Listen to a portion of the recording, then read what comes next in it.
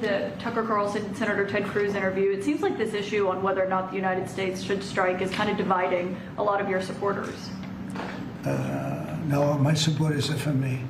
My supporters are America first. They make America great again. My supporters don't want to see Iran have a nuclear weapon. Tucker's a nice guy. He called and apologized the other day because he thought he said things that were a little bit too strong, and I appreciated that. And Ted Cruz is a nice guy. I mean, he's been with me for a long time. I'd say once the race was over, he's been with me ever since, right? But very simple. If they think that it's okay for Iran to have a nuclear weapon, then they should oppose me, but nobody thinks it's okay. After a day or two of kicking Ted Cruz's ass around on his ignorant and bloodthirsty desire to start a war with Iran, Tucker Carlson may not have predicted that he'd be called out for apologizing to Trump over it.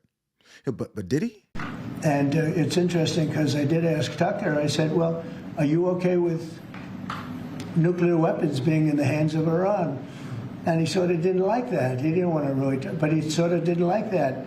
And I said, well, if it's okay with you, then you and I do have a difference. But it's really not okay with him. Therefore, you may have to fight. And maybe it'll end, and maybe it'll end very quickly. But there's no way that you can allow, whether you have to fight or not, you can allow Iran to have a nuclear weapon because the entire world will blow up. I'm not going to let that happen. Tucker's current silence on whether or not he mulled over the claim that Iran was, 2 days away from obtaining a nuclear weapon and dropped to a knee to kiss the ring is actually saying a lot.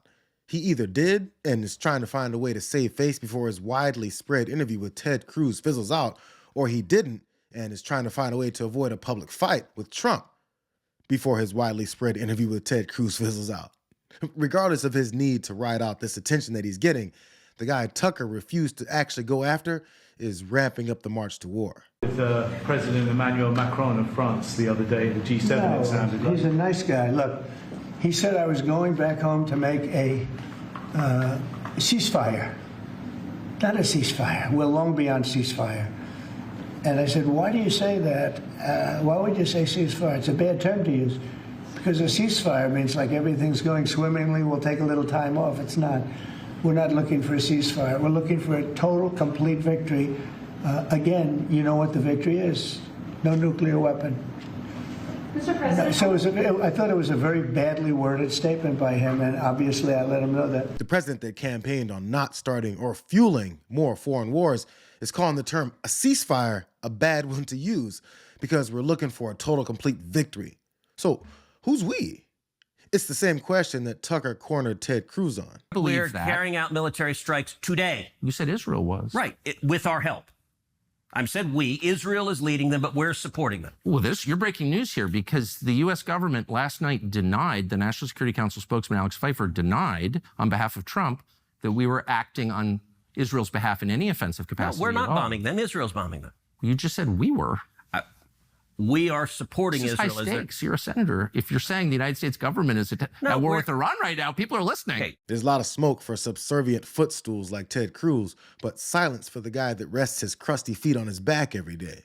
I'm just saying, people are looking for Tucker to come out of hiding and address how he's got well-thought-out questions for a lemming, but apparently he's got apologies for a guy that's teasing his decision to adopt Netanyahu's war plans like a reality TV cliffhanger. You've been answered questions about whether you are moving closer or you believe the U.S. is moving closer to striking Iranian nuclear facilities. Where's your mindset on that? I can't say that, right? You don't seriously think I'm going to answer that question. Will you strike the Iranian nuclear component? And what time exactly, sir? Sir, would you strike it? Would you please inform us so we can be there and watch? I mean, you don't know that I'm going to even do it. You don't know. I may do it. I may not do it. I mean, nobody knows what I'm going to do. No, she doesn't know. It's why she asked the question. And neither does he. The only thing he knows is how to talk tough, expecting everyone in the world to fall into line based on his threats and disruptive behavior. Just like his failing tariff policy. Iran's got a lot of trouble, and they want to negotiate. And I said, why didn't you negotiate with me before? All this death and destruction. Why didn't you negotiate? I said to the people, why didn't you negotiate with me 2 weeks ago? You could have done fine. You would have had a country. It's very sad to watch this. I mean, I've never seen anything like it. It's so everyone thought it was going to be the reverse. I didn't think so. And I was telling them, you got to do something. You got to negotiate. And at the end, last minute, they said, no, we're not going to do that. And they got hit. Remember 60 days? And then came the 60. 61 is going to become a very famous number. That was one hell of a hit, that first hit. That was one hell of a hit. Not sustainable, to be honest. That's where it ended. It ended on the first night. I think everyone could have predicted that his play is to say that his attacks and barking about murdering Iranian leadership is leading to negotiations somehow. It's the only play that he knows, because his thought process starts at, do what I tell you to, and then it ends at, or else I'm going to kill you. He's trying that in Los Angeles, with the rest of the world on these tariffs, and with Ukraine. And none of those conflicts have gotten close to being resolved. Now, there are some old clues that this guy dropped over a decade ago that might reveal his motivations. In November of 2011, he tweeted, in order to get elected, Barack Obama will start a war with Iran. In January of 2012, Barack Obama will attack Iran in order to get reelected. In September of 2013, I predict that President Obama will at some point attack Iran in order to save face. In November of 2013, remember that I predicted a long time ago that President Obama will attack Iran because of his inability to negotiate, properly not skilled. So is Trump trying to save face while his tariff policy blows up all around him? While his bill is the most unpopular transfer of wealth to the richest people in the country? Or is it to get people to stop talking about the disarray in the White House, where his FBI still won't clear up all those accusations from Elon Musk about his name being littered all over the Epstein files? Yeah, but who cares? He's got warmongers telling him that he's on the right path. It is in our national security interest to make sure Iran doesn't have a nuclear weapon. They're an existential threat to our friends in Israel. They really do mean death to Israel, but they also mean death to America. There's no doubt in my mind that if the Ayatollah had a nuclear weapon, he would use it to destroy Israel as part of his religious agenda. So it is my belief that President Trump understands the threat the Ayatollah presents to us, not just Israel, and that he will, at the end of the day, help Israel finish the job. And that will require, I think, weapons that Israel doesn't possess and maybe joint military operations. I trust President's judgment. Very much I trust his judgment. And I think for now is a term the Ayatollah should understand in Trump world is ever changing. So what is the president trying to do?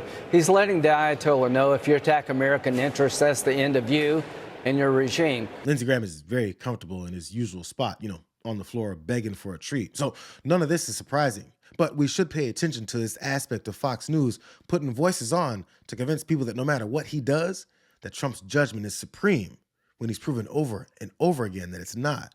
They just say the same recited talking points, like some brainless, empty vessels. Well, this will be entirely up to the president, Maria, but we do know that Iran poses a threat not only to Israel, but also to the United States of America. I trust President's judgment. Very much I trust his judgment. And I think for now is a term the Ayatollah should understand in Trump world is ever changing. I give the president a lot of credit. I think he's taken this moment very, very seriously. I think whatever the president decides to do, I hope he comes before the country at the appropriate time and fully, forcefully, incredibly tells us why. And I can tell you I'm one American who's prepared to support the president, whatever decision he makes. That is up to the president of the United States. Whatever that call is that is made by President Donald Trump, I will be supportive of. I would like to see this regime fall, but I'm going to leave it up to the president as to what to do and when to do it. I trust the president. Now, I don't know what he's going to do or why he's going to do what I don't know, but what I do know is that I'm willing to ignore all reality and glaring examples of his incompetence, stupidity, and raging petulance to co-sign his decision, whatever it is. Yeah, we have the best military equipment in the world. You see that with this fight.